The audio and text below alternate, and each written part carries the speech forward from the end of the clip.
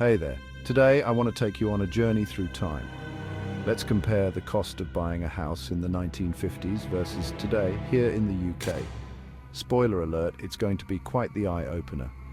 In the 1950s, the average house price in the UK was around £1,891.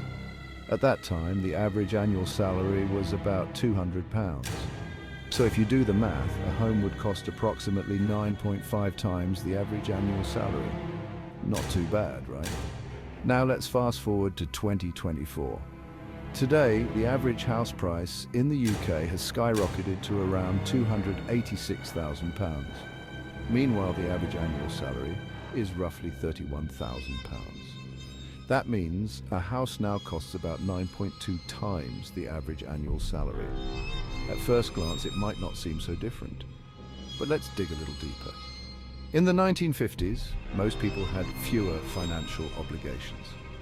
There were no student loans, minimal credit card debt, and the cost of living was significantly lower. That made it much easier to save for a deposit and afford a mortgage. On the other hand, in 2024, people face student loans, credit card debt, and much higher living costs. It's not just about the ratio of house prices to salaries, it's about the overall financial landscape. Today's homebuyers often need to save for years just to afford a deposit. And even then, the monthly mortgage payments can be daunting. Additionally, the 1950s saw a rise in council housing, providing affordable rental options for many. Today, however, the rental market is fiercely competitive and often just as expensive as owning a home. This puts additional pressure on those trying to save for a deposit. Another factor is interest rates. In the 1950s, interest rates were relatively stable, but in recent years they have fluctuated significantly, adding another layer of uncertainty for potential home buyers. So while the basic ratio of house prices to salaries might seem similar, the reality is far more complex. The financial pressures of today make it much harder for the average person to buy a home compared to the 1950s.